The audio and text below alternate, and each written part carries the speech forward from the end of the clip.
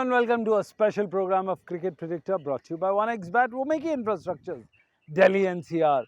It was a night which Michael Jackson had written 42 years ago. It was thriller, yes.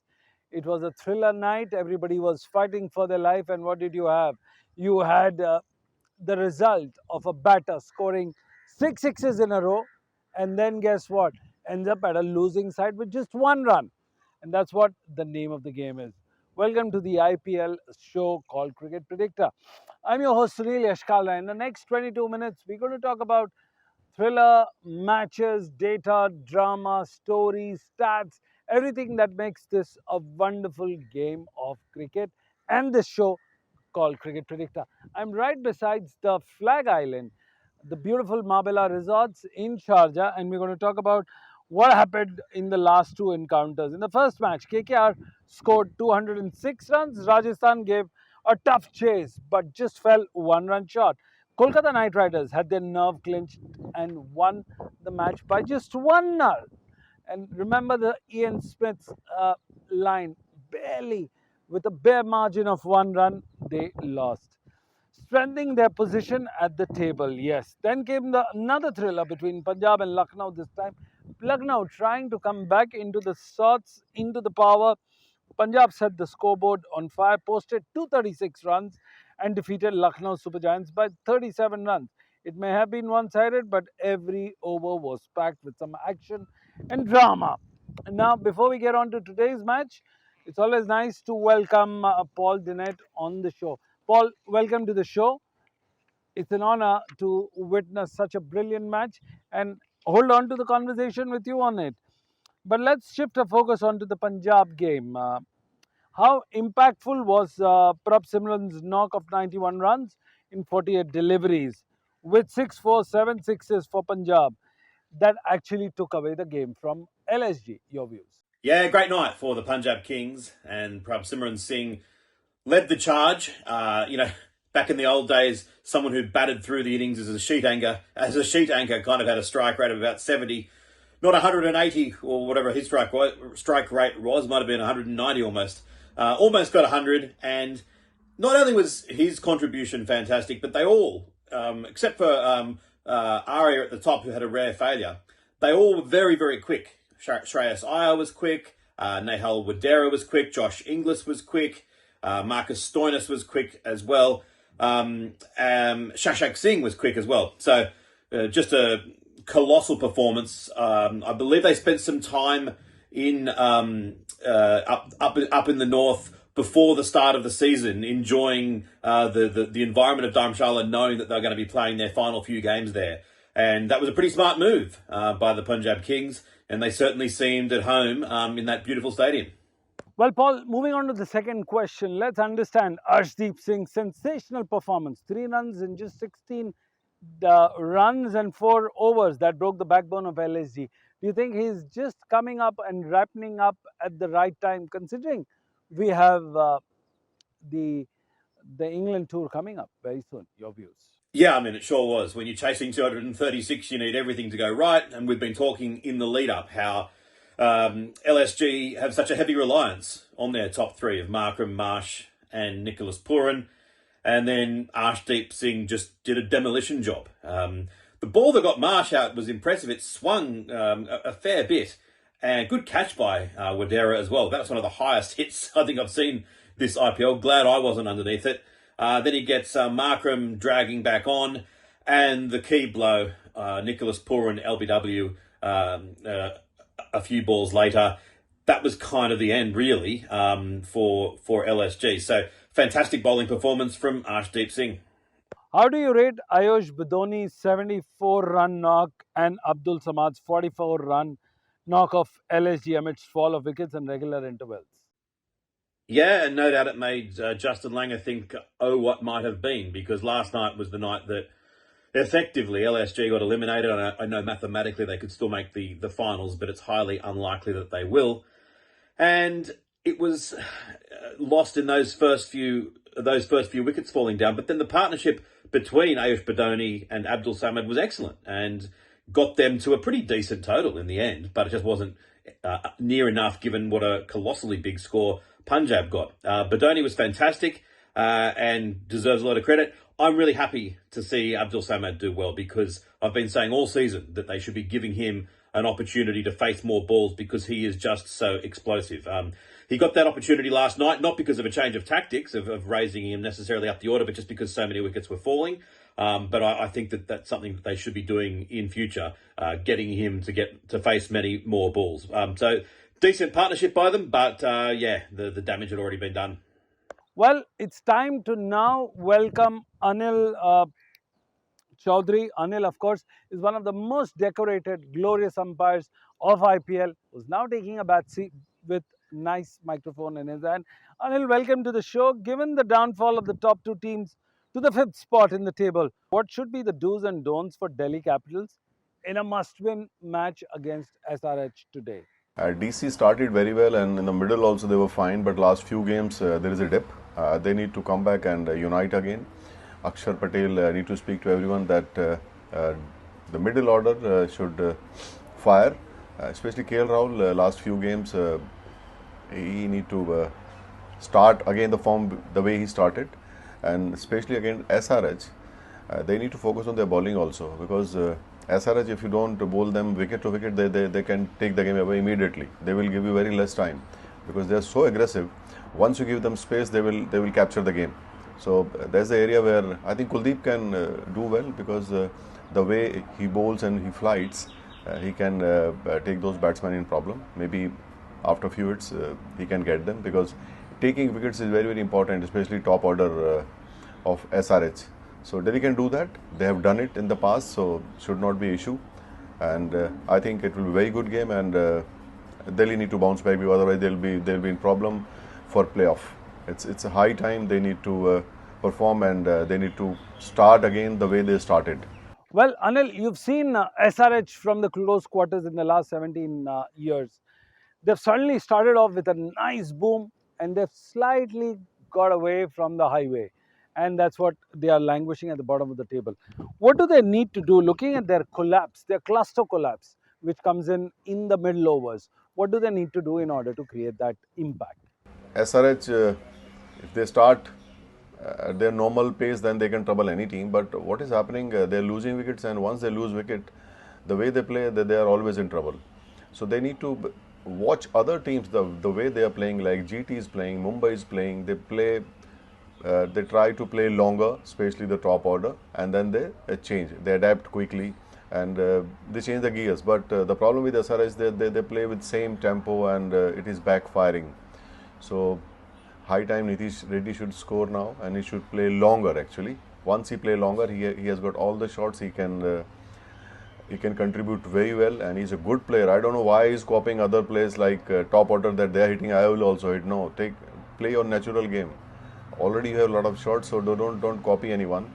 I think that's the issue. And once you do well in like from over number 6 to over number 12, then you have wickets in hand. Then Klaasen or Aniket Verma, they can take their chances. So I think they need to watch other teams, how they are starting and how they are taking the game longer with the main batters on the pitch. So SRs need to work on their batting, and bowling they are already just average, because Shami on and off, Pat also on and off. So they can only win by good batting. So but the other team, DC has Kuldeep, Akshar Patel, they are good bowlers, and plus they have Stark also. So Stark is not easy to play the same way they were playing other teams, so that they need to look after. So they need to change their plan. They need to changing gears according to situation, not by the same style. Abhishek is playing well. The others need to follow him. Now we welcome Noel David, the famous Indian off spinner, and now currently the coach of the Assam team at the junior level, but nevertheless an astute name and voice of the game. Noel, welcome to the show. In the head-to-head clash between SRH, yes, your team, and you predicted that they're going to go big. Suddenly, they're bottom of the team. They have slight lead of 13 to 12 games against the Delhi Capitals. Will it make any impact in the game, considering the historical records, or the current records will be good enough? Your views? Hi Sunil, it's very important for Delhi Capitals to win this match against SRH. If they want to be in the top 4, then it's winning mode from here onwards. They have to keep winning. to keep them alive in that first four and to qualify for this IPL, because GT is at number 4 with 10 games with 7 wins and 3 losses, where Delhi Capitals is 10 games, 6 wins and 4 losses. So neck to neck they are going ahead. If they want to pass GT, they have to win all the games from here. I know it's going to be a little tough in beating SRH at home, because SRH sometimes play very well on their home soil, because we all know what Uppal brings into the game, because that's a very batting strip at Hyderabad. Maybe it'll slow down a bit later part of the innings, but I think it'll be a beauty of a batting strip. So with Travis Head, Abhishek Sharma, Carlson, Nitish Reddy, all there in the team, I think they can surprise Delhi Capital. But it's very important that Delhi Capitals keep themselves focused and play to their game plan, which is important. I think the key person will be KL Rahul for them, because KL Rahul being consistent with the bat for them. So it's important that he gets runs for Delhi Capitals, so that they can climb the ladder into that first 4. So it's going to be a good game, because I'm not going to predict who's going to win or who's going to lose, but I always will say that it's going to be a little tough for Delhi Capitals, because SRH can surprise them with their batting game. So let's sit and watch who's going to win. Well, now it's time for the matchups. Is KL Rahul's head-to-head record against Pat Cummins, 91 runs of just 45 deliveries, going to be a positive sign for Delhi Capitals? Remember, KL Rahul has come from LSG as the skipper, come to Delhi, plays the match, wins them some matches, loses, gets out cheaply in some. But what do you make up of this head-to-head between two of the best exponents of the game, KL Rahul, Pat Cummins? 91 runs, 45 deliveries. Your views? I feel that Delhi Capitals will be banking on KL Rahul a lot, and because they know what KL Rahul can produce single-handedly. We have seen him playing some scintillating knock during this IPL, especially the knock against RCB at Bangalore. Why I always take this is because the way he's batted and showed his credibility and ability to take the game away from Royal Challengers. So, but he is capable of giving a run for their money to the opposition with his batting skills. So I feel that the competition between Pat Cummins and KL Rahul will be the one to be which everyone be looking forward to, because because KL Rahul is such a dangerous player when it comes to playing that knock of responsibility, because he takes the game away very slowly without the opposition knowing. He is a guy who grafts his run initially and then strikes the ball very hard. So I think Delhi Capitals, along with KL Rahul and with Fab du Plessis, Fraser and others, should revolve against KL Rahul, so that they can make a solid foundation to get into the top 4. So it's very important that Delhi focuses on winning the game against SRH, and so that they can stay alive in the competition. Well, we'll let go of one off spinner and get another IPL person, CM Gautam. The chasing side has won 47 matches, while the losing side has won 35 out of the total 82 IPL games at the Rajiv Gandhi International Cricket Stadium in Hyderabad. Which team among SRH and DC looks more competent in terms of the run chase? Now, again, this question is directed to CM Gautam, one of the former IPL players who's played for Mumbai Indians, has played his first-class cricket for Bengaluru, Karnataka, and now he plays club-level cricket for Bank of Baroda. Welcome to the show, CM Gautam. Your views? Yeah, Hyderabad has been one of the best batting venues in the entire IPL and in the country, it's always been a high-scoring venue, which has suited SRH in the past. But this year, they've not done that well. But having said that, the dew comes in and the second batting becomes very, very easy there. So the chasing is always been one of the factors in Hyderabad. But having said that, you need to actually bowl well in those wickets, because the boundaries are a bit shorter, and at the same time, the ball travels a lot faster than the other grounds in Hyderabad. So Delhi have a great chance of beating SRH because of their form. And at the same time, SRH have to play for the pride, and Delhi has to look to seal the top four. So that is going to be very, very interesting and challenging. One team playing for the pride, the other team playing for the top four spot. So it's going to be a very, very interesting and good game today. CM Gautam, Pacers have dominated at the stadium with 477 wickets in the 82 matches compared to 199 with just the spinners. Do you think it's great time, boom time for the fast pacers and the fast bowlers of the generation of this tournament? Your views?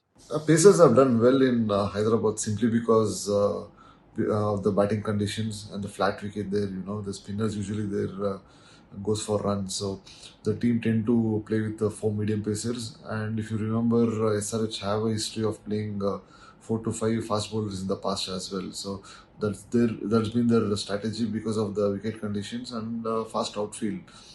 But at the same time, DC they have a good spin bowling attack with Akshar Patel, Kuldeep Yadav, and Vipam. So I think they won't be changing any combination. I think Delhi will look to play with the 3 fast bowlers and 3 spinners, which has been their formula in this year's IPL. Whereas SRH don't have a settled bowling lineup, so they will look to make changes because they've got only one leg spinner in Zishan Ansari. So I think with Delhi, I think they'll play with the same team, and SRH will make some changes and see the newcomers, and it will be helpful for them in the next year's IPL. So it will be a good and interesting battle today, I feel.